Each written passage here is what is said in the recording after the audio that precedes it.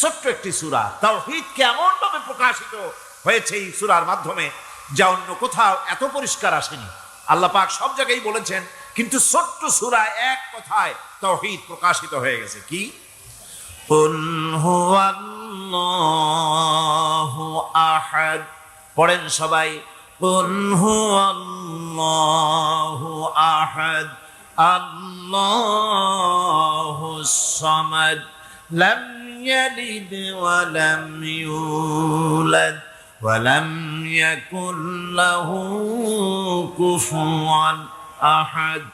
আল্লাহ রাব্বুল আলামিন বলেন, নবী আপনি বলুন, আল্লাহ এক এবং একক, তিনি বেনিয়াজ, কারো মুখাপেক্ষী তিনি নন, তিনি কাউকে জন্ম দেন নাই, তাকেও কেউ জন্ম দেয়নি। আকাশের জমিনে ওই আল্লাহ রাব্বুল আলামিনের সমকক্ষ কেউ নাই, তিনি এক এবং একক। এই ফেরেশতারা হচ্ছে তার অনুগত বান্দা। ফেরেশতারা আল্লাহ পাকের ছেলেও নয়, মেয়েও নয়। সকল কিতাবের উপর ঈমান আনতে হবে। কোরআনকে যেমন মানি, মুহাম্মদ সাল্লাল্লাহু আলাইহি ওয়াসাল্লামকে যেমন মানি, সব নবীদের উপরে ওই রকম ঈমান আনতে হবে। কোরআন যেমন মানি, ওই রকম করে সমস্ত কিতাবের উপরে ঈমান আনতে হবে। এটার শর্তই দেওয়া হয়েছে, মুমিন হচ্ছে তারা, ওয়াল্লাযীনা ইউমিনুনা বিমা উনজিলা ইলাইকা ওয়া মা উনজিলা মিন ক্বাবলিক।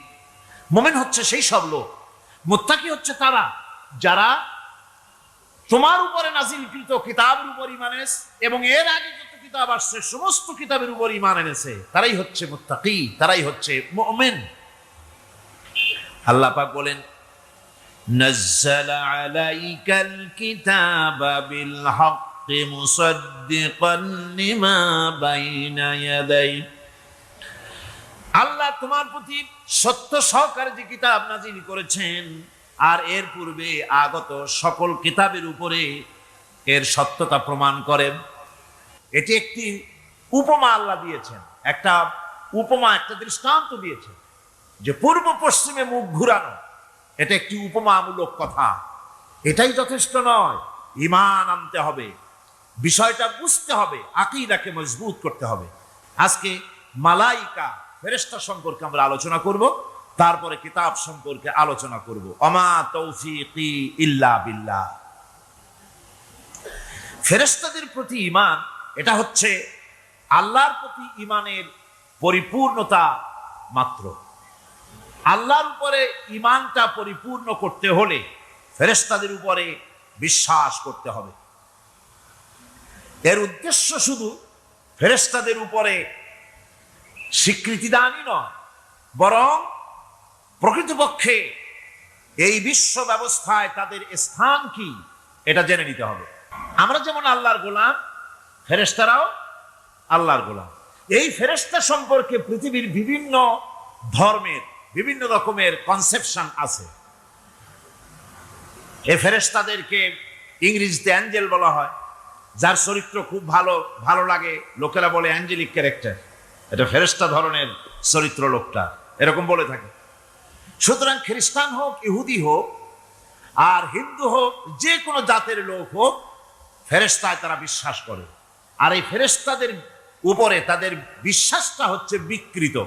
কি ধরনের? কারো মতে ফেরেশতা হচ্ছে প্রকৃতির সন্তান, কারো মতে ফেরেশতা হচ্ছে আল্লাহর মেয়ে, নাউযুবিল্লাহি মিন যালিক।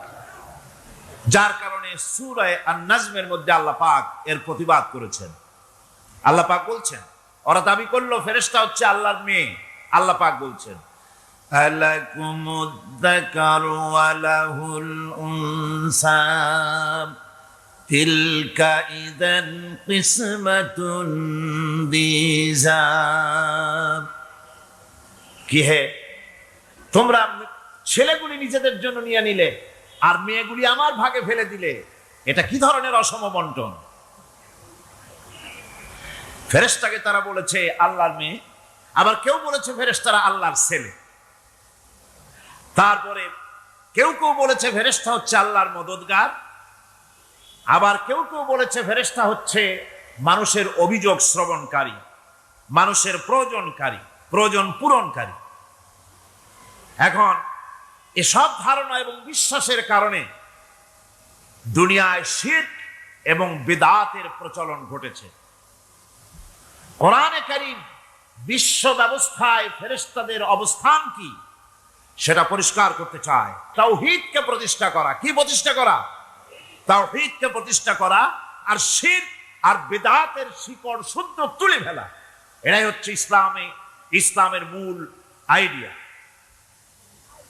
কোরআনের ভাষায় স্পষ্ট করে বলা হয়েছে যে ফেরেশতারা আল্লাহর মেয়েও নয়, আল্লাহর ছেলেও নয়, তারা হচ্ছে আল্লাহর বান্দা। বলুন তো ফেরেশতারা আল্লাহর কি? কোরআনে কারীমে রব্বুল আলামিন বলেন, ওয়াকালু ইত্তাখাযার রাহমানু ওয়ালাদান সুবহানাহু বাল ইবাদুম মুকরামুন। কাফেররা বলে দয়াময় কাউকে পুত্র বানিয়ে নিয়েছেন। পবিত্র সেই সত্তা যিনি, যার সম্পর্কে তারা এই বাজে কথাগুলি বলে, তার কোনো ছেলেও নাই, তার কোনো মেয়েও নাই। ফেরেশতারা তো তার সম্মানিত বান্দা মাত্র। ইবাদুম মুকরামুন, ফেরেশতা হচ্ছে সম্মানিত বান্দা। সুবহানাল্লাহি ওয়া বিহামদিহি। ফেরেশতারা হচ্ছে আল্লাহর কি? শুধু বান্দা না, সম্মানিত বান্দা। কারণ ফেরেশতারা আল্লাহর সঙ্গে অবাধ্য হতে পারে না, তার কোন হুকুমকে অমান্য করার কোন অধিকার ফেরেশতাদের নাই। আল্লাহর ছেলেও নাই, আল্লাহর মেয়েও নাই। এ কথাটি ছোট্ট সূরার মধ্যে তাওহীদের একটা ক্লিয়ার কনসেপশন আল্লাহ পাক দিয়েছেন, ছোট্ট একটি সূরার ভিতরে। আমার কাছে মনে হয় যেন এই ছোট্ট সূরাটি মধ্যে এটা মনে হয় যেন একটি ঝিনুক, আর এর ভেতরে সমস্ত পৃথিবীর সমুদ্র আর মহাসমুদ্রের পানিগুলি ঢুকায় দেওয়া হয়েছে। ছোট্ট একটি সূরা, তাওহীদকে এমন ভাবে প্রকাশিত হয়েছে এই সূরার মাধ্যমে যা অন্য কোথাও এত পরিষ্কার আসেনি। আল্লাহ পাক সব জায়গায় বলেছেন, কিন্তু ছোট্ট সূরায় এক কথায় তাওহীদ প্রকাশিত হয়ে গেছে। কি? কুল হুয়াল্লাহু আহাদ।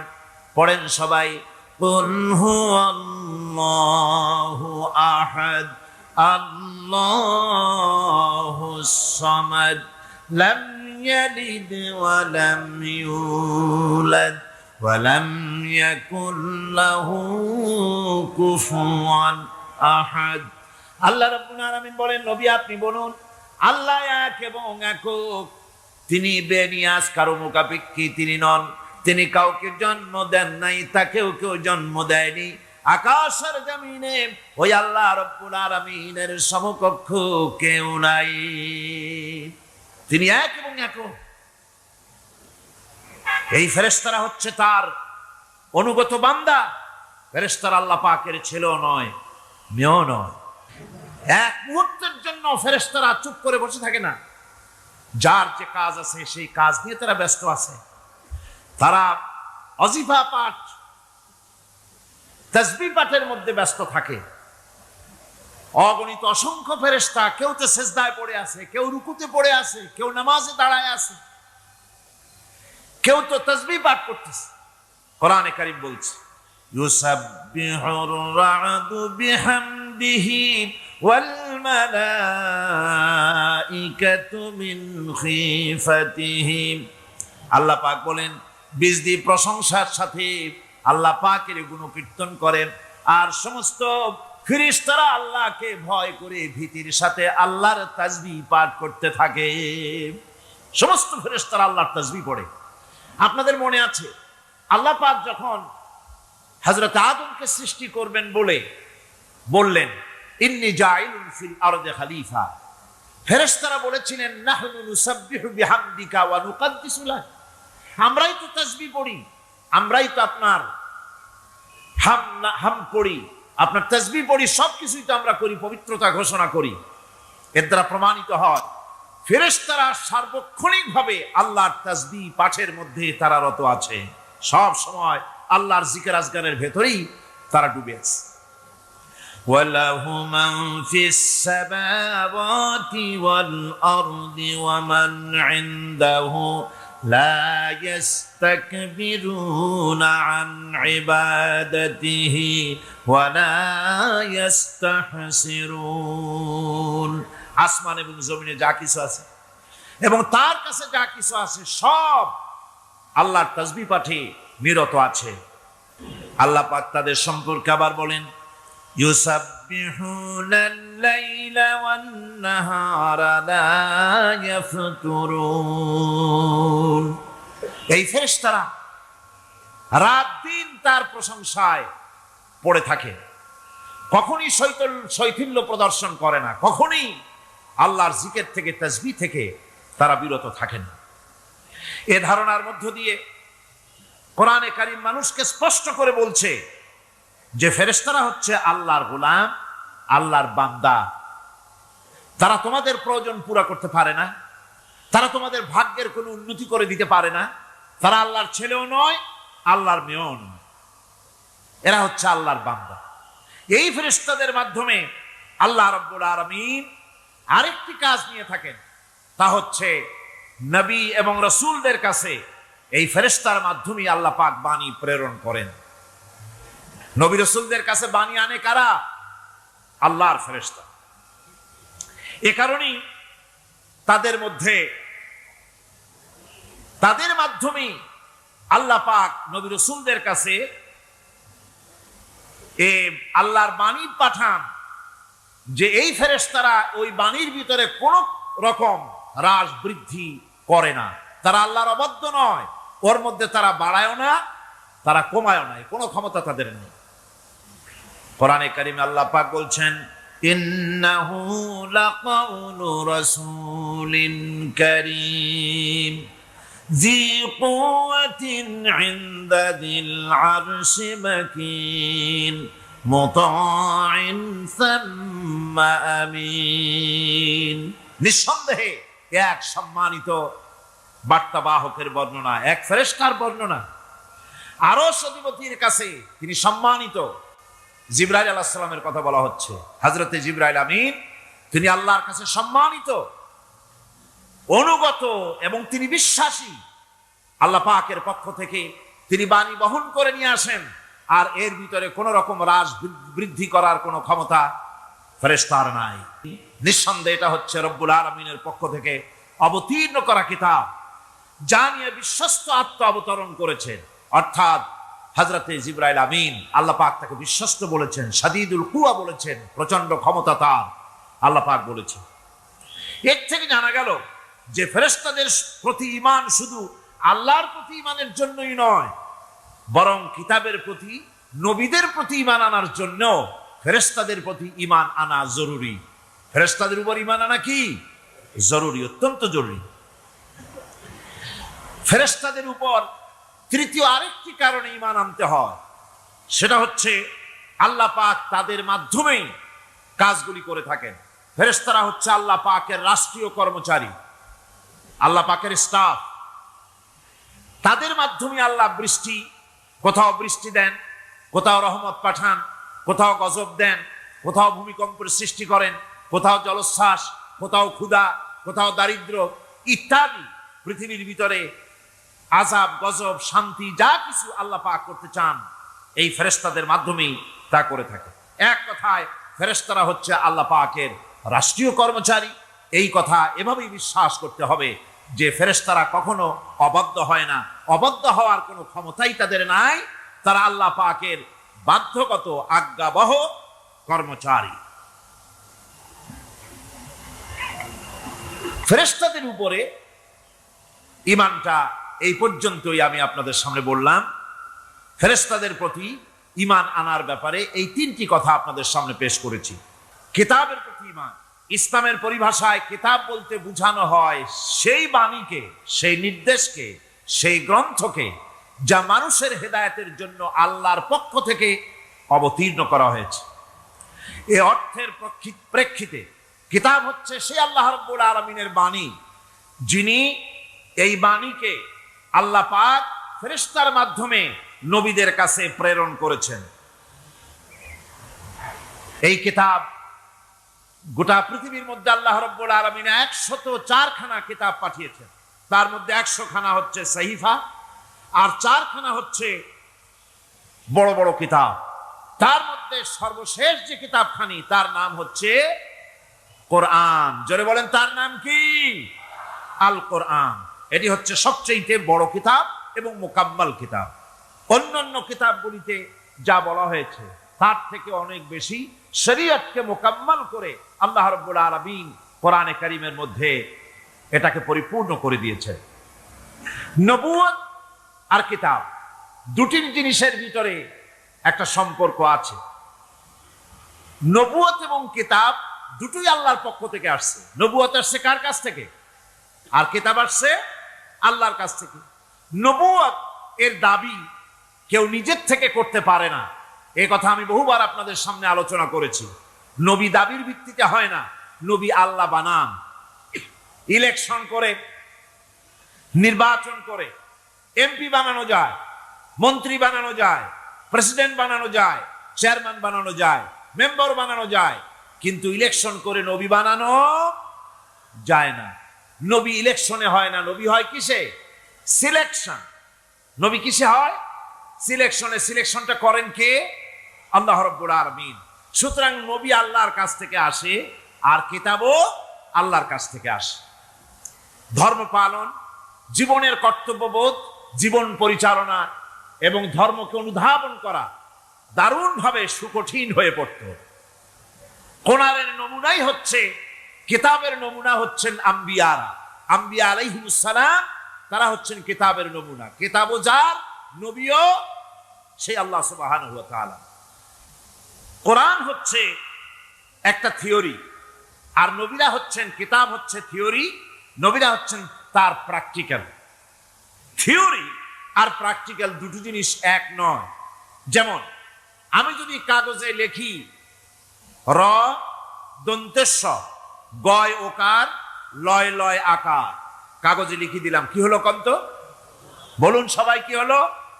এখন যদি আপনারা এইটার উপরে চাটেন, মিষ্টি লাগবে? বলবেন মিষ্টি কেমনে লাগবে, ওর মধ্যে দুধ নাই, চিনি নাই।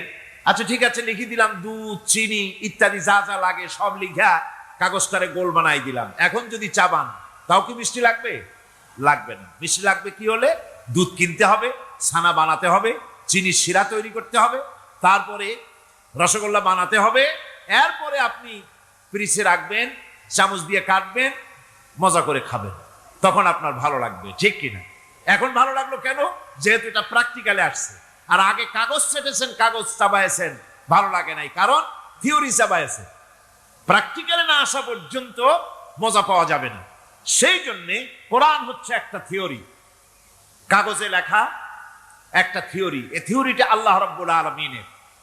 এই থিওরি যদি প্র্যাকটিক্যাল না থাকে, মডেল না থাকে, আদর্শ না থাকে, তাহলে তা পালন করা মানুষের জন্য দুঃসাধ্য, সুকঠিন। এই জন্য আল্লাহ সুবহানাহু ওয়া তাআলা কোরআনের মুজাসসাম নমুনা হিসেবে পেশ করেছেন মুহাম্মদুর রাসূলুল্লাহ সাল্লাল্লাহু আলাইহি ওয়াসাল্লাম। তিনি হচ্ছেন কোরআনের মডেল। সুবহানাল্লাহ বিহামদি। আল্লাহর নবী বলেছেন, ও আমার সাহাবীরা, দিনের আলোতে তোমরা আমার ভিতরে যা দেখতে পাও, রাতের বেলায় আমার ভিতরে তোমরা যা দেখতে পাও। ও আমার স্ত্রীরা, দিনের আলোতে আমার ভিতরে যা দেখতে পাও, রাতের আধারে আমার মধ্যে যা দেখতে পাও, যে সব আচরণ, আমার চলাফেরা, দিন ও রাতের আলোচনাগুলি, দিন ও রাতের চরিত্রগুলি, দিন ও রাতের আমার কর্তব্য পালন, আমার মধ্যে যা দেখতে পাও সবগুলি খুলে খুলে মানুষের সামনে বলে দাও। এই কথা তো আর কেউ বলতে পারেনি পৃথিবীতে। নবীরা ছাড়া এত বড় কথা পৃথিবীর আর কেউ বলতে সাহস পাবে না। কথা ঠিক কিনা গণ? জোরে বলেন, পারবে বলতে? যত বড়ই মুহাদ্দিস হোক, মাওলানা হোক, খাজা বাবা হোক, নামের আগে যতই 5 হাত লম্বা ডিগ্রি লাগান না কেন, কাগজে যখন নাম লেখে হুঁশ থাকে না। কত যে লেখে, কি যে লিখলে, শুধু নামের সামনে আলাইহিস সালাম টুক বাদ রাখে। হ্যাঁ, সব লিখে আবেগের ঠেলায় অস্থির হয়ে যায়। কোন ব্যক্তি আছেন যিনি বলতে পারবেন আমার শৈশবকালীন, যৌবনকালীন, বৃদ্ধকালীন, রাতের, দিনের সব ঘটনা মানুষের কাছে বলে দাও? কেউ কি পারবে বলতে? না। কেবলমাত্র পারবে আম্বিয়া আলাইহিমুস সালাম। যেহেতু আল্লাহ রাব্বুল আলামিন তাদেরকে কন্ট্রোল করেছেন, হেফাজত করেছেন, তারা হচ্ছেন চরিত্রের আধার, অনুপম অনুপম চরিত্রের উৎস, উৎকৃষ্ট নমুনা, যাদের চরিত্রের ভিতরে কোনো কালিমা নাই, ভুল নাই, গুনাহ নাই। মহব্বতের সাথে বলেন সুবহানাল্লাহ। আল্লাহ রাব্বুল আলামিন তিনি কিতাব পাঠিয়েছেন, কিতাবের উপর ঈমান আনা লাগবে। আর নবীও তিনি পাঠিয়েছেন। সাধারণ নেতা নবীদের ভিতরে পার্থক্য হলো আকাশ আর জমিনের, গালফ অফ ডিফারেন্স। আকাশ আর জমিনের পার্থক্য, সাধারণ নেতা আর নবী, এর মধ্যে পার্থক্য কতখানি?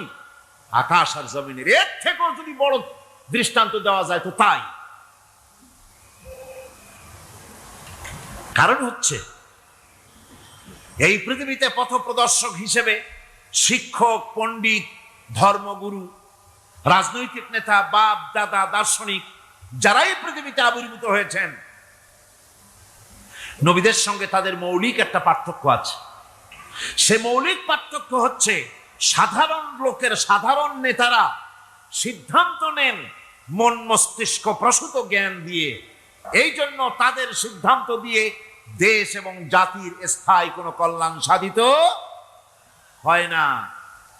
আল্লাহ রাব্বুল আলামিন বলেন, মা ইয়ানতিকু আনিল হাওয়া ইন হুয়া ইল্লা ওয়াহয়ুন ইউহা।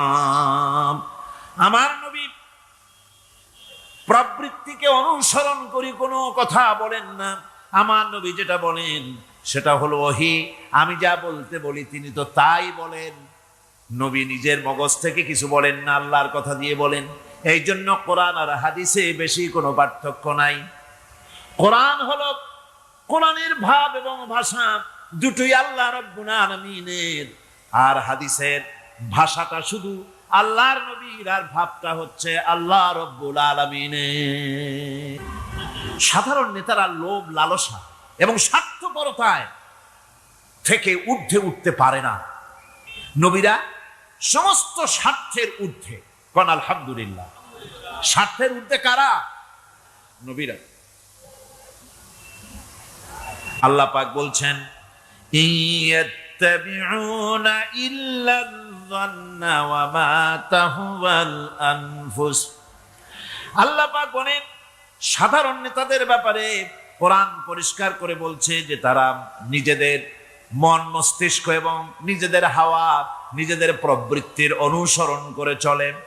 আর যারা নাকি প্রবৃত্তির অনুসরণ করে, মন মস্তিষ্ক নিজস্ব বুদ্ধির অনুসরণ করে, তাদের সম্পর্কে আল্লাহ পাক বলেন, ওয়ামা লাহুম বিহি মিন ইলমিন ইয়াত্তাবিউনা ইল্লা যান্না ওয়া ইন্নাল যান্না লা ইউগনি মিনাল হক্কি শাইআ।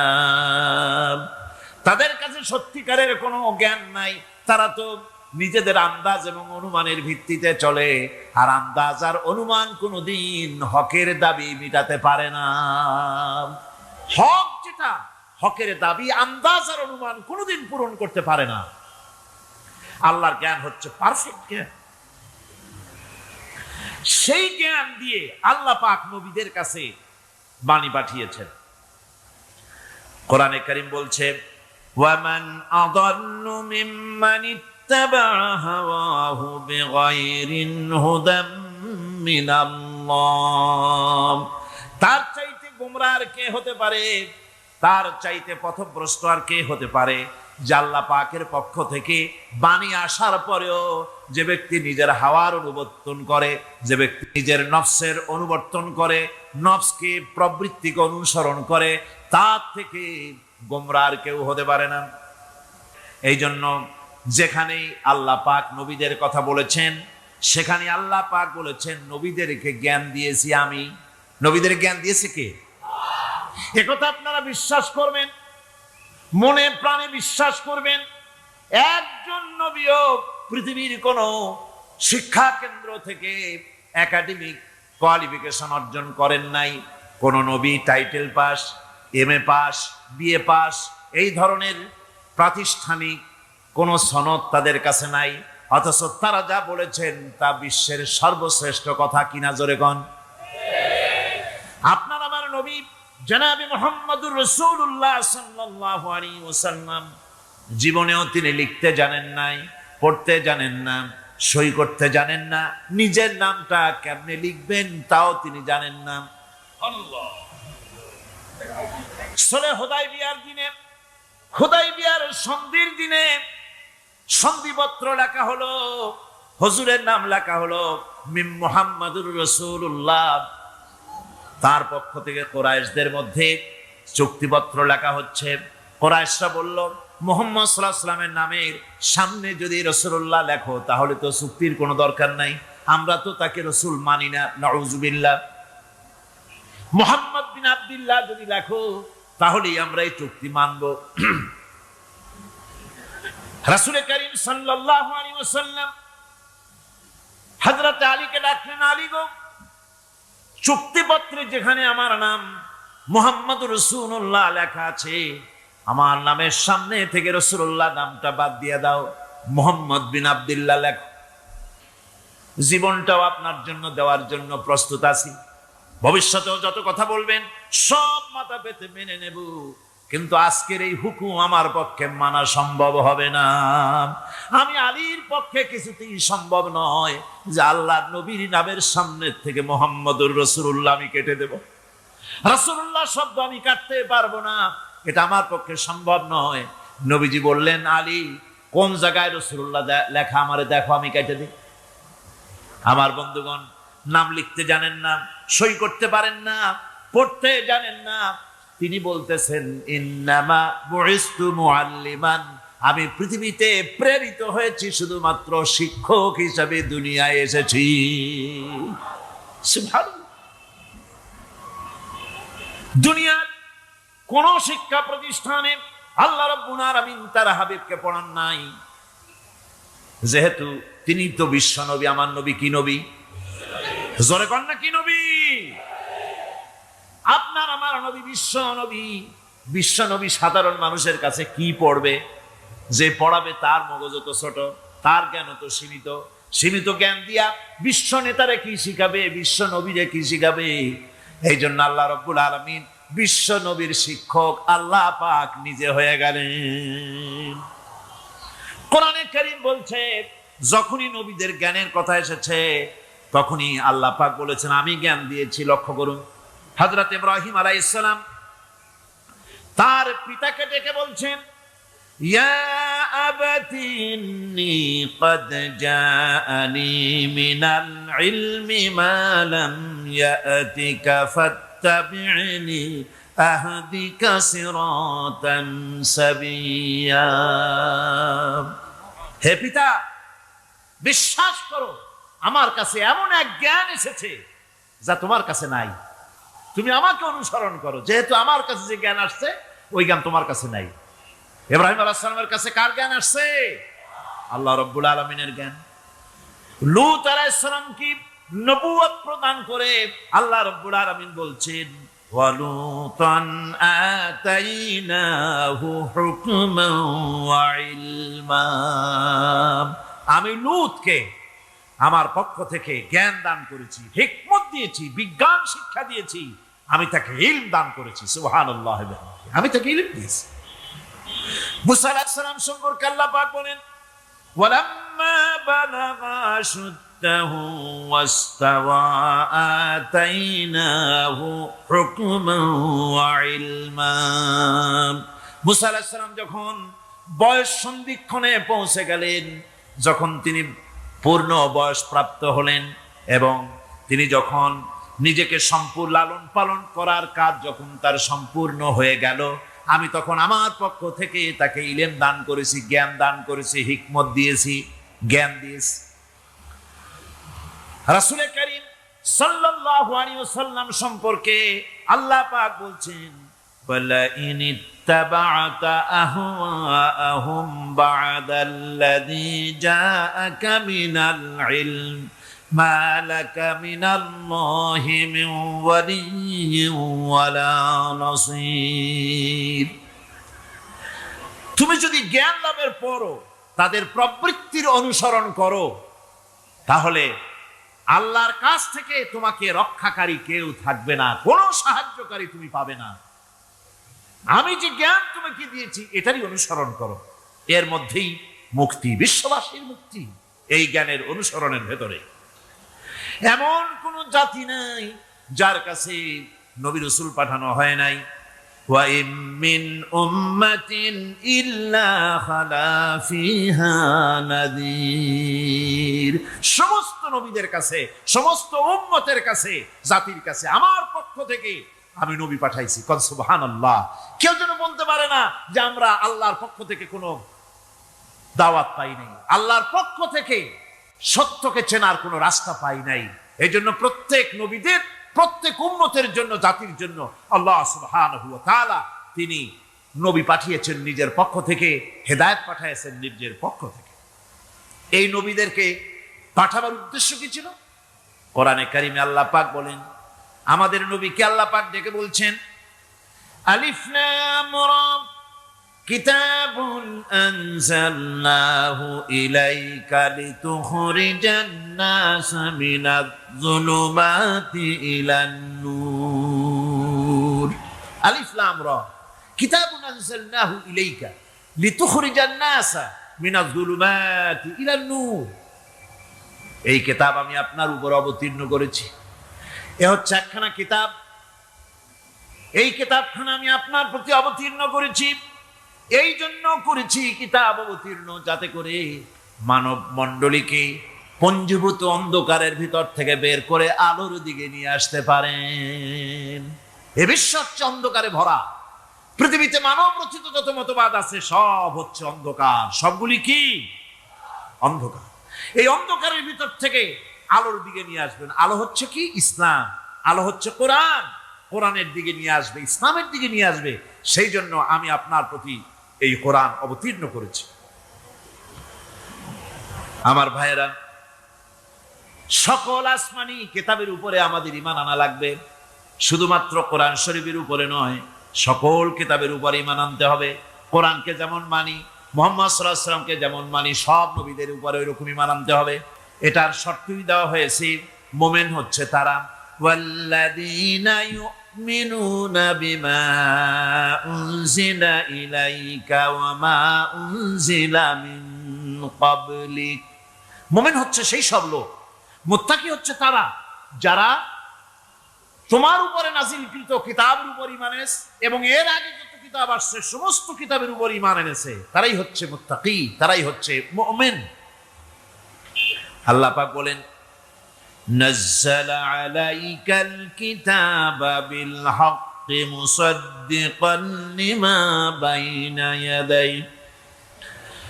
আল্লাহ তোমার প্রতি সত্য সহকারে যে কিতাব নাজিল করেছেন আর এর পূর্বে আগত সকল কিতাবের উপরে এর সত্যতা প্রমাণ করেন। এই কোরআন হচ্ছে আগের যত কিতাব নাজিল হয়েছে সমস্ত কিতাবের সত্যতা প্রমাণকারী কিতাব। এই জন্য মুমিনদেরকে বলতে বলা হয়েছে, কুল আমান্না বিল্লাহি ওয়া মা উনজিলা আলাইনা ওয়া মা উনজিলা আলা ইব্রাহিম ওয়া ইসমাঈলা ওয়া ইসহাক ওয়া ইয়াকুব ওয়াল আসবাত। বলো, আমরা ঈমান এনেছি আল্লাহর প্রতি, আমাদের প্রতি অবতীর্ণ কিতাবের প্রতি, আর ইব্রাহিম, ইসমাইল, ইসহাক, ইয়াকুব এবং তার আওলাদদের প্রতি যে কিতাব অবতীর্ণ হয়েছে সমস্ত কিতাবের উপর আমরা ঈমান এনেছি। ওয়ামা উতিয়া মূসা ওয়া ঈসা ওয়ান নাবিয়্যুনা মির রাব্বিহিম লা নুফাররিকু বাইনা আহাদিন মিনহুম ওয়া নাহনু লাহু মুসলিমুন। আমার আল্লাহ পাক বলেছেন, কোরআন তেলাওয়াত করতে গিয়ে যারা ব্যস্ত থাকে, কোরআন তেলাওয়াত করতে করতে যারা আমার কাছে হাত পেতে কিছু চাওয়ার সময় পায় না, যারা আমার কাছে হাত পেতে কিছু চায়, তাদের থেকে তেলাওয়াতকারীদেরকে আমি রব্বুল আলামিন বেশি করে দেই। সুবহানাল্লাহ। কোরআন তেলাওয়াত করতে করতে যারা আল্লাহর কাছে হাত পেতে চাওয়ার সময় পায় না, আল্লাহ পাক বলেন যারা চায় তাদের থেকে তেলাওয়াতকারীকে আমি বেশি দেই। আমার বন্ধুগণ, শুধু তাই নয়, এই কোরআনে কারীম যারা তেলাওয়াত করবে, আমল করবে, কিয়ামতের দিন তার মা বাপের মাথার উপরে আল্লাহ রাব্বুল আলামিন, আবু দাউদ শরীফের হাদিসে এসেছে, তার মা বাপের মাথার উপরে নূরের টুপি পরিধান করানো হবে। এমন নূরের টুপি, এমন নূরের তাজ পরানো হবে, চন্দ্র সূর্যের আলোকে ম্লান করে দেবে। হাসরবাসীরা প্রশ্ন করবেন, এ লোকটি কে? কোনো ফেরেশতা নাকি বলে না, কোনো নবী নাকি বলে না, তবে কি ইনি কে? জবাব হবে, ইনি হচ্ছেন সেই ব্যক্তি যিনি তার সন্তানদেরকে কোরআন শিখিয়েছিলেন। কোরআন শিখানোর কারণে আল্লাহ রাব্বুল আলামিন আজ তার মা বাপের মাথার উপরে নূরের টুপি পরিধান করে হাসরের ভিতরে মর্যাদা দিলেন। কিয়ামতের দিন দুনিয়া মর্যাদা পাওয়া যাবে, আখিরাতেও মর্যাদা পাওয়া যাবে যদি কোরআনে কারীমকে তেলাওয়াত করা যায়, আমল করা যায়, বোঝা যায়, তাহলে এই সমস্ত নিয়ামত আল্লাহ পাক দান করবেন। সুতরাং এই এত বড় নিয়ামত থেকে আমরা যেন কেউ বঞ্চিত হয়ে না যাই। কোরআন হচ্ছে এমন এক কিতাব যার তাফসীর লেখা হয় নাই। পৃথিবীতে এমন কোনো ভাষা নাই, পৃথিবীর উল্লেখযোগ্য সবগুলি ভাষায় কোরআনে কারীমের তাফসীর লেখা হয়েছে, কিন্তু কোন মুফাসসির আজ পর্যন্ত কথা বলেন নাই যে আমি যে তাফসীর লিখছি এর চাইতে ভালো তাফসীর আর কেউ লিখতে পারেও না, আর পারবেও না, এটা শেষ, আর তাফসীর লেখা লাগবে না। এ কথা কেউ বলতে পেরেছে? জোরে বলেন, পেরেছে? পারে নাই। তার কারণ কি? লানাফিদাল বাহরু ক্বাবলা আন তানফাদা কালিমাতু রাব্বি ওয়ালাউ জিনা বিমিসলিহি মাদাদা। আল্লাহ পাক বলেন, নবী আপনি বলুন, আমার রবের কথাগুলি লেখার জন্য যদি সমুদ্রের পানিগুলি, সমুদ্রের সমস্ত পানিগুলি যদি কালিতে পরিণত হয়ে যায়, আর আমার রবের কথাগুলি যদি লেখা শুরু হয়ে যায়, আমার রবের কথাগুলি লেখার পূর্বে সমস্ত সমুদ্রের পানিগুলি শেষ হয়ে যাবে। তারপরে যদি আবার সমুদ্র ভরে দেওয়া হয়, আরো যদি লেখা হয়, তবুও আমার রবের কথা লেখা শেষ হবে না। আল্লাহ রাব্বুল আলামিন বলেন, ওয়ালাউ আন্নামা ফিল আরদি মিন শাজারাতিন আকলামুন ওয়াল বাহরু ইয়ামুদ্দুহু মিন বা'দিহি সাবআতু আবহুরিন মা নাফিদাত কালিমাতুল্লাহ। আল্লাহ রাব্বুল আলামিন বলেন, মা নাফিদাত কালিমাতুল্লাহ।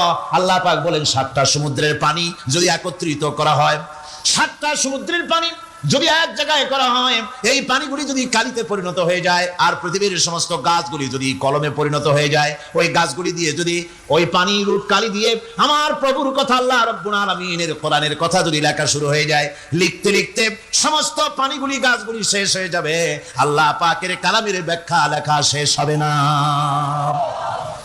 মা নাফিদাত কালিমাতুল্লাহ, আল্লাহর কথা লেখা শেষ হবে না। এত বড় বিরাট আজিম কিতাব আল্লাহ পাক আমাদেরকে দান করেছেন, সুবহানাল্লাহ পড়েন। এই কিতাবের এত বড় গুরুভার আল্লাহ রাব্বুল আলামিন বলেছেন, লাউ আনজালনা হাযাল কুরআনা আলা জাবালিন লারাআইতাহু খাশিআম মুতাসাদ্দিআম মিন খাশিয়াতিল্লাহ। আমি যদি এই কোরআনকে পর্বতের উপরে নাযিল করতাম, তাহলে তুমি দেখতে পেতে আমার ভয় ভীত সন্ত্রস্ত হয়ে পাহাড়গুলো চূর্ণ বিচূর্ণ হয়ে যেত। এত বড় আসিম কিতাব আমি তোমাদেরকে দান করেছি, যার গুরুভার বহন করতে কেউ রাজি হয়নি, পাহাড় পর্বত কেউ রাজি হয়নি, মানুষ রাজি হয়েছে। এই মানুষের উপরে আমি এটা অবতীর্ণ করেছি, গোটা বিশ্ববাসীর সামনে এই কিতাব আমি দিয়েছি তোমাদেরকে, এর দ্বারা হেদায়েত তোমরা গ্রহণ করবে। কিয়ামতের দিন আল্লাহর এই বিরাট নিয়ামত আমাদেরকে দান করলেন, আমরা এই নিয়ামতের না শুকর করেছি, অর্থাৎ এই কোরআনকে আমরা ব্যবহার করেছি, সঠিকভাবে করি নাই, বেঠিকভাবে করেছি।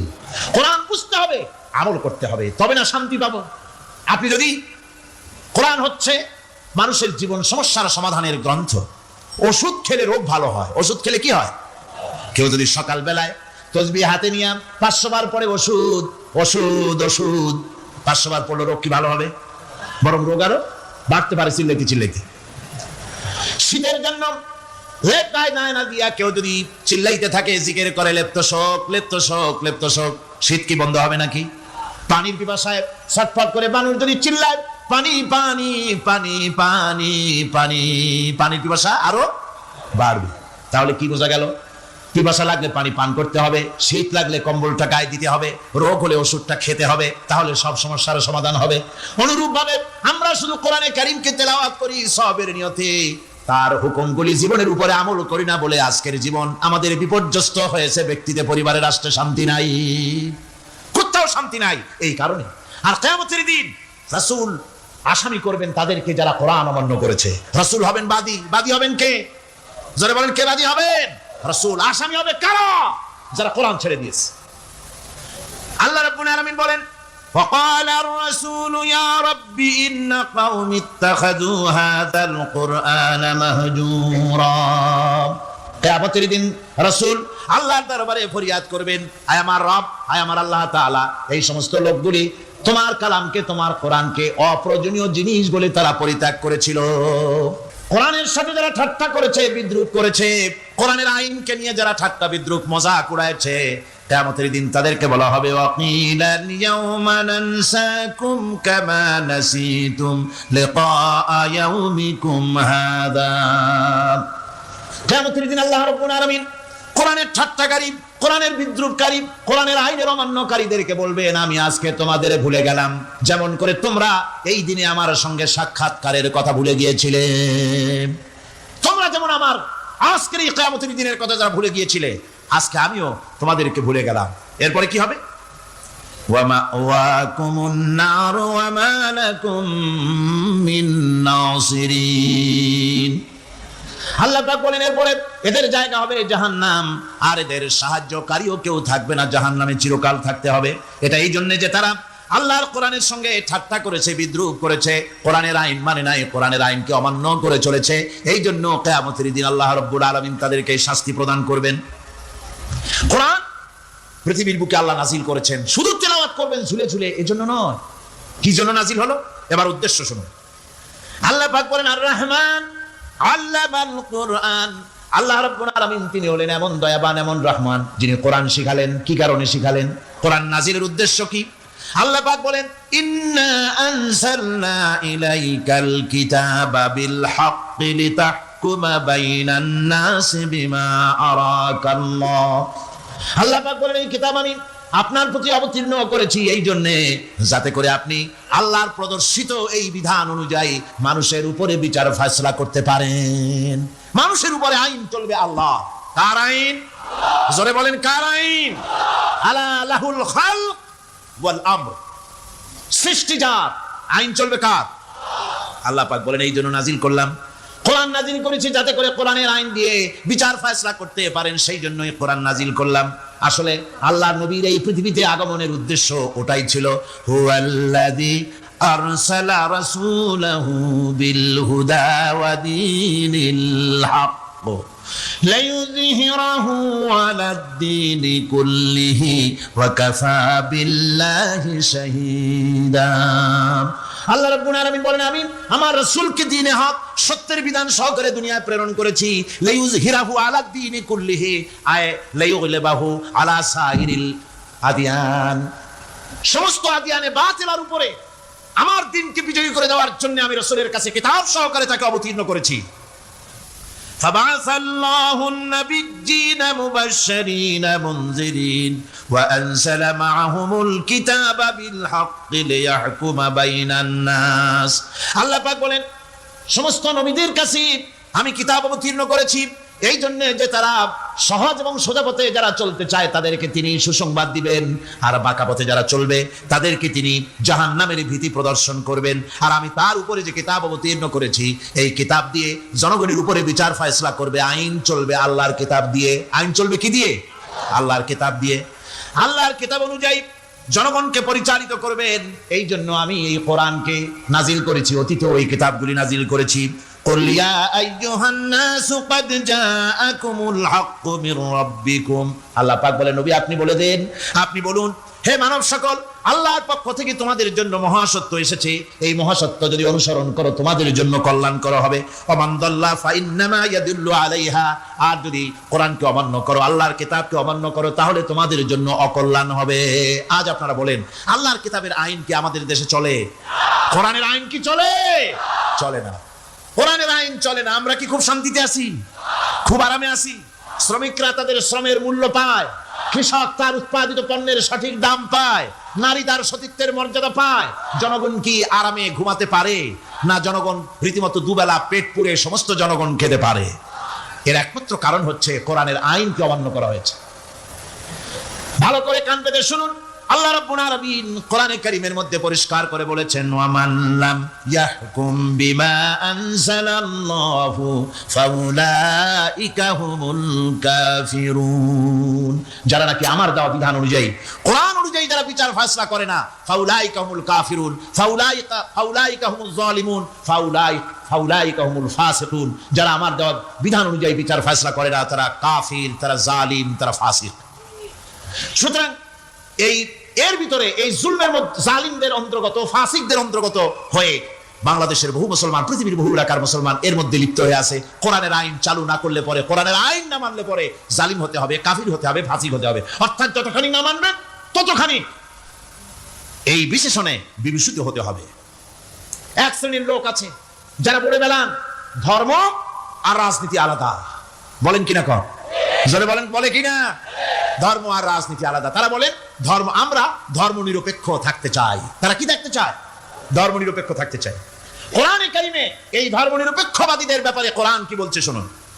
আল্লাহ রাব্বুল আলামিন বলেন, আলাম তারা ইলাল্লাযীনা ইয়াজউমুনা আন্নাহুম আমানু বিমা উনজিলা ইলাইকা ওয়া মা উনজিলা মিন ক্বাবলিক।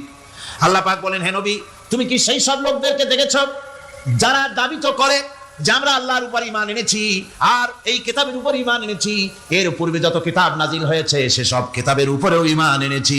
ধর্ম নিরপেক্ষবাদীরা তারা তো বলে না যে আল্লাহ মানি না, কোরআন মানি না, এই কথা বলে না, ওটা বলে না। কি বলে? সেই বলা কথাটাই আল্লাহ এখানে অনেক আগে বলে রেখেছেন। ওরা বলে যে আমরা অবশ্যই আল্লাহকে মানি, আল্লাহর কিতাব মানি, এর পূর্বে যত কিতাব নাজিল হয়েছে সেগুলোও মানি, তবে ইউরিদুনা আইয়াতাহাকামু ইলা তাগুত, তারা চায় তাদের জীবনের সমস্ত সমাধান সমস্যার জন্য তাগুতের কাছে যেতে চায়। তাগুতকে, আল্লাহকে বাদ দিয়ে তারা যেতে চায় কোথায়? তাগুতের কাছে। জোরে বলেন, কিসের কাছে যেতে চায়? তাগুতের কাছে। তাগুত বলে কারে? তাগুত বলা হয় যে নিজে আল্লাহর আইন মানে না এবং অপরকেও আল্লাহর আইন অমান্য করতে বাধ্য করে, তাকে বলা হয় তাগুত। ওরা বলে ধর্ম আর রাজনীতি আলাদা। কোরআন মানি কিন্তু কোরআনের আইন মানি না। সুদ খেও না, আমাদের দেশে সুদ চলছে না? কোরআন বলেছে বিবিকে পর্দায় রাখো, পর্দায় কি রাখা হচ্ছে? কোরআন বলেছে ওজনে কম দিও না, তা কি মানা হচ্ছে? কোরআন বলেছে আমার আইন দিয়ে দেশ শাসন করো, তা কি করা হচ্ছে? সুতরাং ধর্মনিরপেক্ষ মতবাদ যেটা, এই মতবাদটা কোরআনের দৃষ্টিতে কুফরি মতবাদ। ধর্মনিরপেক্ষ মতবাদ কি? জোরে বলেন, ধর্মনিরপেক্ষ মতবাদ কি? কোন মুসলমান, যে ব্যক্তি নিজেকে মুসলমান বলে দাবি করে, ধর্মনিরপেক্ষ মতবাদ সে বিশ্বাস করতে পারে না। জায়েজ নাই, হারাম। আফাতুমিনুনা বিবাদিল কিতাব ওয়া তাকফুরুনা বিবাদ। তোমরা কোরআনের কিছু অংশকে মেনে নিবে আর কিছু অংশকে করবে অস্বীকার। এটা যদি করো দুনিয়ার জীবনে পাবে দুনিয়ার জীবনে জিল্লতি আসবে, লাঞ্ছনা আসবে, আর কিয়ামতে পাবে জাহান্নামের শাস্তি। সুতরাং ধর্মনিরপেক্ষ মতবাদের অর্থ তারা বলে যে ধর্মহীনতা নয়, আসলে কিন্তু ধর্মনিরপেক্ষ মতবাদের অর্থই হলো ধর্মহীনতা। ঠিক কিনা কন? যারা বলেন ঠিক কিনা? এই ধর্মনিরপেক্ষ মতবাদ আমাদের দেশের জন্ম হয় নাই, এর জন্ম হয়েছে ইউরোপ সভ্যতায়। প্রাচীন ইউরোপ সভ্যতায় এর জন্ম হয়েছিল, সেখান থেকে তার আন্ডা বাচ্চা ভারতে এসেছিল। ভারত থেকে এই আন্ডা বাচ্চার কিছু অংশ 1972 সালে তদানীন্তন সরকারের মাথার উপরে ভারত চাপিয়ে দিয়েছিল। সেই ধর্মনিরপেক্ষ মতবাদ 1972 সনের সংবিধানে লেখা হলো, কিন্তু 1982 সনে যখন সংবিধান আবার অ্যামেন্ডমেন্ট করা হলো, তখন ধর্মনিরপেক্ষতার কপালে ঝাঁটা মেরে বিদায় করা হয়েছে। বাংলাদেশে ধর্মনিরপেক্ষ মতবাদ চলতে পারে না। ধর্মনিরপেক্ষ মতবাদের কথা আমাদের দেশে তারাই বলে যারা 72 সনে ক্ষমতায় ছিলেন। তারা ধর্মের সাথে কি ব্যবহার করেছেন আমরা ভুলে যাই নাই, আপনারা ভুলে গেছেন। 1972 সনে দেশের সমস্ত বিশ্ববিদ্যালয়ের মনোগ্রাম থেকে ইকরা বিসমি রাব্বিকাল্লাযী খালাক রাব্বি জিদনি ইলমা কোরআনে কারীমের আয়াতকে বিদায় করে দেওয়া হয়েছিল।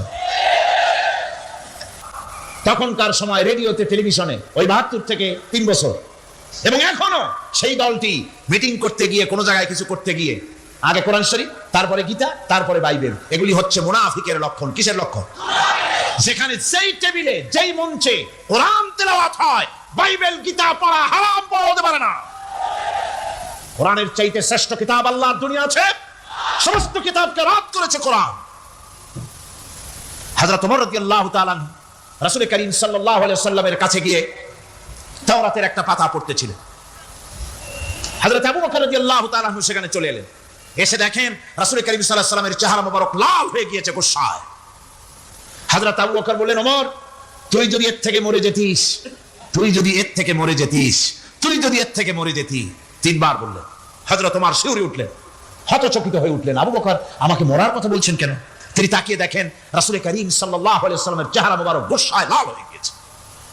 হযরত ওমর বলছেন, ইয়া রাসূলুল্লাহ, আমার এবং আমার পিতামাতার জীবন আপনার কদম মোবারকে উৎসর্গ হয়ে যাক।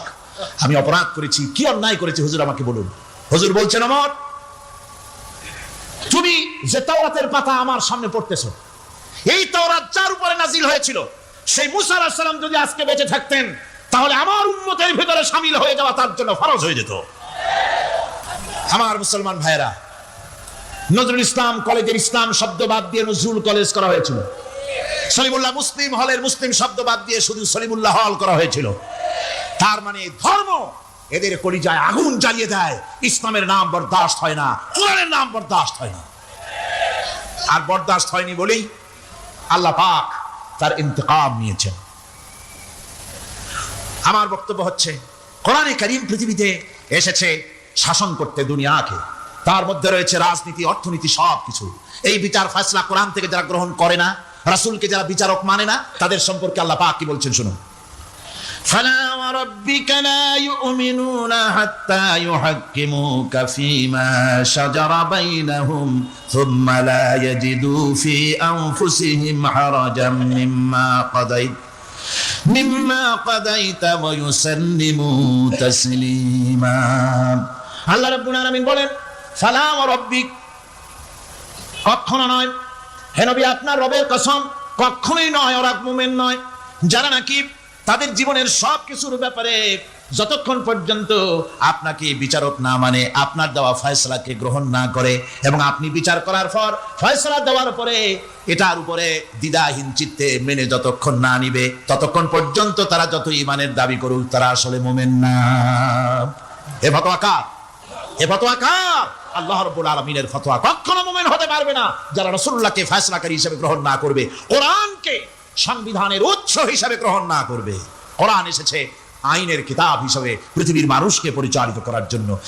আজ আল্লাহ পাক বলেন, আল্লাযীনা কাযযাবু বিল কিতাবি ওয়া বিমা আরসালনা বিহি রুসুলানা ফাসাউফা ইয়ামালুন।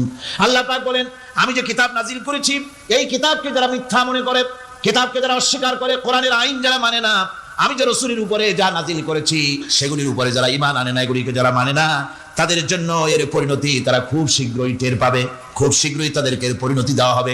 কিয়ামতের দিন তাদেরকে আল্লাহ রাব্বুল আলামিন জাহান্নামে প্রবেশ করাবেন। কোরআনের অবমাননাকারীদের জায়গা কোথায় হবে? কোথায় হবে তাদের জায়গা? জাহান্নামের ভিতরে হবে। সুতরাং আমরা কোথায় যেতে চাই? জাহান্নামে না জান্নাতে? বেহেশতে যদি যেতে চাই, দুনিয়ায় যদি শান্তি চাই এবং আখিরাতে যদি মুক্তি পেতে চাই, তাহলে আমাদেরকে কোরআনের আইনকে মানতে হবে। কিসের আইন মানা লাগবে? কোরআনের আইন মানতে হবে। কোরআনে কারীমের নাজিল হলো, আল্লাহ পাক যে কোরআন আমাদের শিখালেন, আর রহমান আল্লামাল কোরআন, যে কোরআন তিনি আমাদের শিখালেন। এই কোরআন নাজিলের পদ্ধতি ছিল মদিনা এবং মক্কা। রাসূলের মক্কি জিন্দেগিতে কিছু নাজিল হয়েছে, আর মদনী জিন্দেগিতে নাজিল হয়েছে কিছু। মক্কা শরীফে যেগুলি নাজিল হয়েছে সেই সূরাগুলো ছিল তাওহীদ, রিসালাত এবং আখিরাতের উপরে নির্ভর করে। আর মদনী সূরা যেগুলি ছিল সেগুলি ফৌজদারি দণ্ডবিধি, উত্তরাধিকারী আইন, তারপরে যাকাত, ওসর, যুদ্ধ, সন্ধি, বন্দী, এরপরে রয়েছে স্বরাষ্ট্রনীতি, পররাষ্ট্রনীতি, অর্থনীতি, জীবন পরিচালনার সমস্ত বিধি আর ব্যবস্থা মদনী জিন্দেগির সূরাগুলিতে, অবতীর্ণ সূরাগুলিতে আল্লাহ রাব্বুল আলামিন নাজিল করেছেন। কোরআন শরীফ মানুষের সকল সমস্যার সমাধান দিয়েছে। এখানে আমি এখন তার কিছু নমুনা পেশ করছি আপনাদের সামনে, আপনাদের বোঝার জন্য যে কোরআন, অনেকে বলে যে কোরআনের তাফসীরের ভেতরে রাজনীতির আলোচনা হয়। রাজনীতি সেইটুক করি যেটুকুন আল্লাহ কোরআনে করেছেন। জয় কোরআন, আলহামদুলিল্লাহ। এর থেকে বালাই কিছু বলি নাকি? না। কোরআন যেটুকুন করেছে, রাসূলুল্লাহ যেটুকুন করেছে, একজন মুসলমান হিসাবে তা করা আপনার আমার জন্য কি? সুন্নত, নফল। ওটা করা কি ধরে কর, এটা করা আমাদের জন্য ফরজ। কিছু কম আছে, ৬০০০ কয়েক শত, ভালো করে গুনে দেখা দরকার। তো এই যে আয়াতে কারিমা যেগুলি রয়েছে, এর মধ্যে মাত্র ৫০০ আয়াত হচ্ছে হুকমে শরঈ। ভালো করে শুনুন, 500 আয়াত আদেশ এবং নিষেধ জাতীয়, এটা করো ওটা করো না, এটা হালাল ওটা হারাম, এ হলো 500। তো এই যদি 500 হয় তাহলে বাকি 6000 কি? বাকি 6000 ইতিহাস, দর্শন, বিজ্ঞান, রাজনীতি, অর্থনীতি, সমাজনীতি, উত্তরাধিকারী আইন, পররাষ্ট্রনীতি, স্বরাষ্ট্রনীতি, মানুষের জীবনে যা দরকার, ইহকাল, পরকাল, কবর, হাসর, মিজান, সিরাত, জান্নাত, জাহান্নাম, এই সব কিছু আল্লাহ পাক বাকি হাজার হাজার আয়াতের মধ্যে বলেছেন। তো 500 আয়াতের পরিচিতি আমাদের জানা আছে, নামাজ, রোজা, হজ, যাকাত, হালাল, বৈধ, অবৈধ ইত্যাদি সম্পর্কে। কিন্তু বাকি আয়াতগুলিতে আমাদের জীবন পরিচালনার ব্যাপারে আল্লাহ পাকের কথা শুনুন, কিভাবে এই কথাগুলি আল্লাহ পাক আমাদের বলছেন। বিচার পদ্ধতি সম্পর্কে শুনুন। কোরআন যে বিচার পদ্ধতি আমাদেরকে দিয়েছেন, নিরঙ্কুশ ন্যায় বিচারের কথা কোরআন বলেছে। কোরআন বলেছে বিচার হতে হবে কি ধরনের? ওয়াইদা হাকামতুম বাইনান নাসি আন তাহকুমু বিল আদল। কোরআন শরীফ বলেছে তোমরা যখন লোকদের মাঝে বিচার ফয়সালা করবে তখন অবশ্যই সুবিচার করবে, জাস্টিস, ন্যায় বিচার করবে। এই ন্যায় বিচার করতে গিয়ে তোমার সামনে যদি বিজাতীয় কোনো লোক আসামি হয়ে দাঁড়ায়, অমুসলিম, তখন বিচারটা কিভাবে করবে? কোরআনে কারীম বলছে ওয়ালা ইয়াজরিমান্নাকুম শানাআনু কওমিন আলা আল্লা তা'দিলু। কোন বিশেষ শ্রেণীর বিচার কাজ করতে গিয়ে, কোন বিশেষ শ্রেণী বা জাতির বিচার কার্য পরিচালনা করতে গিয়ে তাদের প্রতি বিদ্বেষ যেন তাদেরকে তুমি যেন জুলুম করে না বসো, তখন যেন তুমি ইনসাফ করতে পারো, তাদের উপরে জুলুম করবে না। এটা হচ্ছে কোরআনে কারীমের কথা। আর আত্মীয় স্বজনের বিচার সম্পর্কে বলা হচ্ছে যে তোমরা বিচার নিয়ে, সুবিচার নিয়ে তোমরা দাঁড়াও, দণ্ডায়মান হও, সুবিচার নিয়ে মুসলমানেরা তোমরা যখন বিচার করবে তখন এই বিচার করতে গিয়ে ওয়ালাউ আলা আনফুসিকুম আবিল ওয়ালিদাইনে ওয়াল আকরাবিন, সে যদি তোমার নিজের বিরুদ্ধেও যায় বিচার, তা যদি তোমার সন্তান সন্ততি, ভাই ব্রাদার, মা বাপ ইত্যাদির বিরুদ্ধেও যদি চলে যায়, ইয়াকুন গানিয়ান আও ফাকিরান, যদি সে গরিব হয়, যদি সে ধনীও হয়, বিচারের বেলায় কোনো রকম তারতম্য করবে না, আপন হোক পর হোক, বিচার করতে হবে সঠিক। এটা কার কথা? আল্লাহর। জোরে বলেন কার কথা? পৃথিবীর কোন ধর্মগ্রন্থ কথা বলেছে? পৃথিবীর কোন জাতি কথা বলেছে? কোরআন বলেছে এই সুবিচারের কথা। সুবিচার করতে হবে, বিচারের বেলায় খবরদার আপন পর এবং কোন ধর্মের লোক এই চিন্তা করতে যেও না। কোরআনে কারীমের মধ্যে রয়েছে ফৌজদারি দণ্ডবিধি, জুডিশিয়াল ল, ফৌজদারি দণ্ডবিধি। এখানে একটা কথা বলে নিতে হয়, আল্লাহর আইন, মূল কথাটা কি? আল্লাহর আইন। আল্লাহর আইনের কথা শোনা মাত্রই এক শ্রেণীর লোকেরা মনে করে আল্লাহর আইন মানেই হলো হাত কাটা, আল্লাহর আইনের অর্থই হলো গলা কাটা, আল্লাহর আইনের অর্থই হলো দৌড়া মারা। এটা একটা বাজে কথা। আল্লাহ পাকের আল্লাহ কি এইরকম একটা বদমেজাজি দারোগার মতো আল্লাহ যে মানুষ পাইলেই খালি পিটাবে আর হাত কাটবে? একটা কথা হলো হাত কাটা, গলা কাটা। এটা কখন সুবিচার প্রতিষ্ঠিত হয়ে যাবে, খাওয়া পড়ার গ্যারান্টি মিলবে, তারপরে যদি কেউ চুরি করে দৃষ্টান্তমূলক শাস্তি দাও হাত কেটে। এর আগে না। মদিনা মুনাওয়ারায় হযরত ওমর রাদিয়াল্লাহু তাআলা আনহুর সময় অনাবৃষ্টির কারণে দুর্ভিক্ষ দেখা দিয়েছিল। তখন হযরত ওমর জাস্টিসদেরকে, ম্যাজিস্ট্রেটদেরকে ডেকে পরিষ্কারভাবে এলান করে দিয়েছিলেন, এখন যদি কোনো চোর ধরা পড়ে, এই দুর্ভিক্ষ চলাকালীন কোন চোর যদি ধরা পড়ে আর প্রমাণিত হয় পেটের জ্বালায় চুরি করেছে, খবরদার তার হাতকে তোমরা কাটবে না, খবরদার হাত কাটবে না। ইসলাম তো আগে পেটে দেয়। আগে কোথায় দেয়? পেটে, তারপরে দেয় পিঠে, আগে দেয় না। চোরের হাত কাটা আইন মক্কায় নাজিল হয় নাই, নাজিল হয়েছে মদিনা মুনাওয়ারায়, রাসূলের মদনী জিন্দেগিতে। কোন সময়? যখন রাসূলুল্লাহ প্রেসিডেন্ট। রাসূলুল্লাহ কি? জোরে কোন রাসূলুল্লাহ কি? রাষ্ট্রপতি। সেই সময় মানুষ দরজা খুলে ঘুমাবার সুযোগ পেল, খাওয়া পড়া, শিক্ষা, চিকিৎসা, বাসস্থানের গ্যারান্টি পেল। এই সময় আল্লাহ রাব্বুল আলামিন তিনি যখন দেখলেন ইসলামী সমাজ ব্যবস্থা কোরআনের আইনের মাধ্যমে মানুষ সব রকমের নিরাপত্তা লাভ করেছে, পেটের সমস্যার সমাধান হয়ে গেছে, তখন আল্লাহ আইন জারি করলেন, আস-সারিকু ওয়াস-সারিকাতু ফাকতাউ আইদিয়াহুমা, চোর পুরুষ হোক আর নারী হোক উভয়ের হাত কেটে দাও। পুরুষ হোক আর নারী হোক, এখন উভয়ের হাত কেটে দাও। দৃষ্টান্তমূলক শাস্তি হোক, যাতে করে এই চুরি আর না কেউ না করে। পেটে খাবার আছে, চাকরি আছে, ওষুধ আছে, শিক্ষা আছে, থাকার মতো জায়গা আছে, এখন চুরি করো কেন? তাহলে বোঝা যাবে এটা নেশায় পরিণত হয়েছে। কি হয়েছে? নেশা। তখন তো আর চোরকে বসায় সেলুট মারা আর যাবে না, এখন হাতটা কাটিয়া একটা শাস্তি দিয়ে দাও। আমাদের দেশে কিন্তু চোরের হাত কাটা আইনের ব্যাপারে কোনো চোরের আজ পর্যন্ত মিছিল করে না। বাংলাদেশের কোন ছোট ছোট চোর, যেমন তাল চোর, বেল চোর, কচু চোর, ছাতি চোর, জুতা চোর, আর যত ছোট ছোট চোর, এই সব চোরেরা কি কোনোদিন মিছিল করেছে যে চোরের হাত কাটা আইন মানি না, মানবো না? বলেছে কেউ? বলেন। কিন্তু এই আইনের বিরুদ্ধে সোচ্চার কারা? কোন চোরেরা? নিশ্চয়ই ছোট চোরেরা না, বড় চোর, যারা তাল বেল চুরি করে না, বরং কলমের খোঁচা দিয়া সরকারের জনগণের লক্ষ কোটি কোটি টাকা পকেটস্থ করেন মেহেরবানি করে। ওইসব তারা মনে করেন যদি এই আইন চালু হয়ে যায় তাহলে তালচোর বেলচোরের তো কোনো ক্ষতি নাই, ইসলামী রাষ্ট্র চালু হলে পরে তো সকলের পেটে ভাত আসবে, ওই তাল বেল আর চুরি করা লাগবে না, তাদের তো সুবিধা। কিন্তু মুসিবতটা তো আমাদের হবে, বন্ধ করার ক্ষমতা কারো নাই। আইন চালু হলে পরেই শান্তি আসবে। ওরা বিরোধিতা করছে, ওরা বলছে চোরের হাত কাটা আইন, এটা হচ্ছে একটা অমানবিক ব্যাপার। আইনটা কার? আল্লাহ। মানুষগুলি কার? তা তোমারা তো দরদ কেন? মায়ের চাইতে মাসির দরদ বেশি, এটা কি খুব সুলক্ষণ? না, এটা দারুণ কুলক্ষণ। সুতরাং আল্লাহ রাব্বুল আলামিন তার আইন হচ্ছে শাশ্বত আইন। চোরের হাত কাটা আইন অর্থই নয় যে বাংলাদেশ ইসলামী দল যদি ক্ষমতায় আসে পাইকারি দরে চোরের হাত কাটা আরম্ভ করবে, না। ততক্ষণ পর্যন্ত আইন চালু হবে না যতক্ষণ পর্যন্ত সমস্ত মানুষ তাদের কর্মসংস্থান না হবে, খাবার না পাবে, চাকরি বাকরি না হবে, খেয়ে পরে খাওয়া পড়া শিক্ষা চিকিৎসা বাসস্থান সবটার গ্যারান্টি মিলবে, তারপরে আইন চালু হবে, এর আগে না। আল্লাহ রাব্বুল আলামিন ফৌজদারি দণ্ডবিধির আওতার ভিতরে চোরের কি শাস্তি হবে তা বললেন, নরহত্যার শাস্তি কি হবে তাও আল্লাহ পাক এখানে বলছেন, ইয়া আইয়ুহাল্লাযীনা আমানু কুতিবা আলাইকুমুল কিসাসু ফিল কাতলা। আল্লাহ পাক বলেন তোমাদের প্রতি নরহত্যার শাস্তি স্বরূপ কিসাস নির্দিষ্ট করা হয়েছে, অর্থাৎ হত্যার বদলে হত্যা করা। একজন মানুষ আর একজন মানুষকে হত্যা করেছে, কোরআনের আইন হচ্ছে ওকেও হত্যা করো।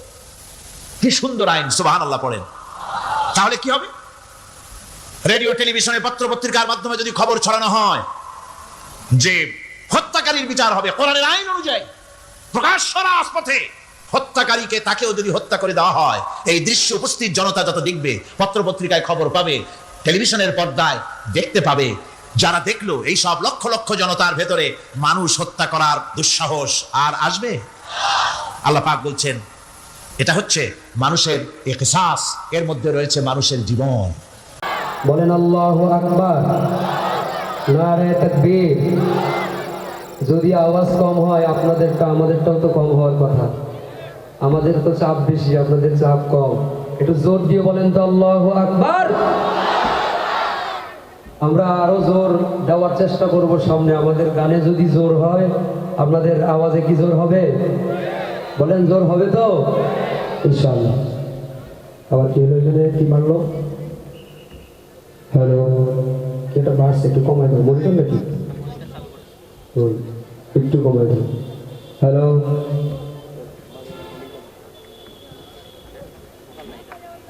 পেছনেরটা ছাড়ো। হ্যালো দাও, সুইচ দাও।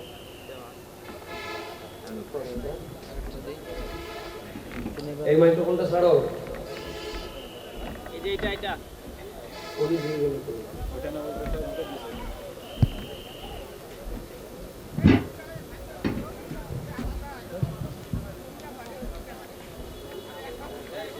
হ্যালো, কি খবর?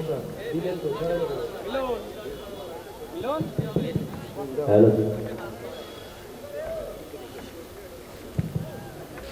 পানি গাইছে কিনা আমার দিয়ে।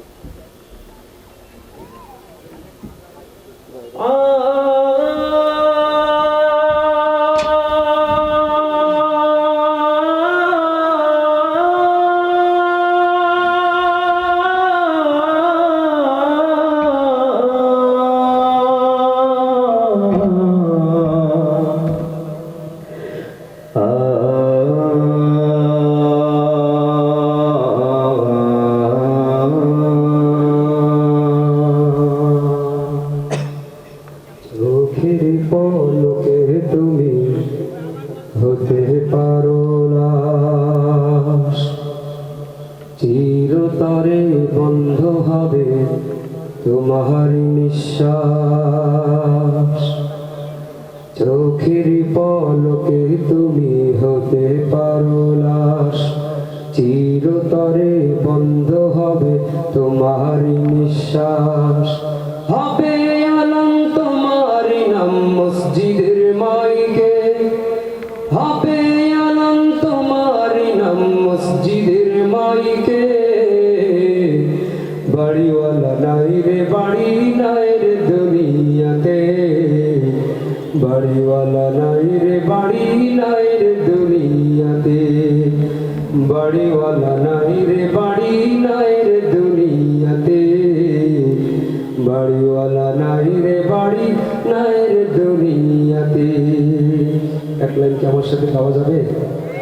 শুরু করেন সবাই। বাড়িওয়ালা নাই রে বাড়ি নাই রে দুনিয়াতে, বাড়িওয়ালা নাই রে বাড়ি নাই রে। তোমার ভয় থাকতো মানুষ ছিল বাহাদুরি, ভাবনি হাওয়ায় ওড়া তুমি যে রঙিন ঘুড়ি। তোমার ভয় থাকতো মানুষ ছিল বাহাদুরি, ভাবনি হাওয়ায় ওড়া তুমি যে রঙিন ঘুড়ি। সুতোয় টান দিলে মারি ও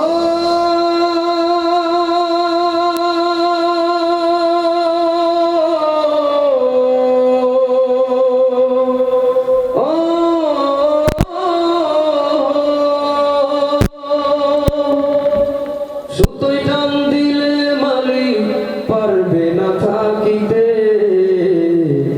বাড়িওয়ালা নাই রে বাড়ি নাই রে দুনিয়াতে, বাড়িওয়ালা নাই রে বাড়ি নাই রে দুনিয়াতে, বাড়িওয়ালা নাই রে বাড়ি নাই রে দুনিয়াতে, বাড়িওয়ালা নাই রে বাড়ি নাই রে দুনিয়াতে।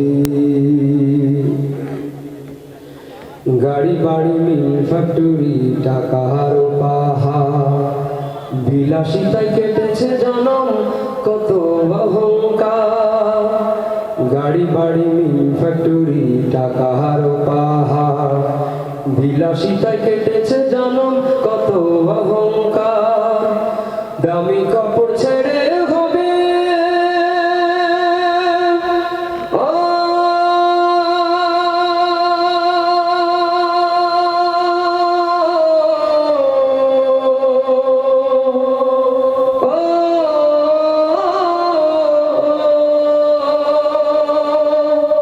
দামি কাপড় ছেড়ে হবে সাদা কাফন পরিতে, বাড়িওয়ালা নাই রে বাড়ি নাই রে দুনিয়াতে, বাড়িওয়ালা নাই রে বাড়ি নাই রে দুনিয়াতে।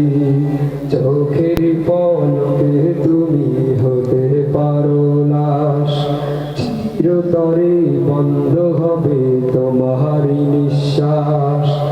হবে আলম তোমারি নাম মসজিদের মাইকে, হবে আলম তোমারি নাম মসজিদের মাইকে। বাড়িওয়ালা নাই রে বাড়ি নাই রে দুনিয়াতে, বাড়িওয়ালা নাই রে বাড়ি নাই রে দুনিয়াতে, বাড়িওয়ালা নাই রে বাড়ি নাই রে দুনিয়াতে, বাড়িওয়ালা নাই রে বাড়ি নাই রে দুনিয়াতে, বাড়িওয়ালা নাই রে বাড়ি নাই রে দুনিয়াতে, বাড়িওয়ালা নাই রে বাড়ি নাই রে দুনিয়াতে। মার খাবারটা তো পছন্দ হয়ে গেল।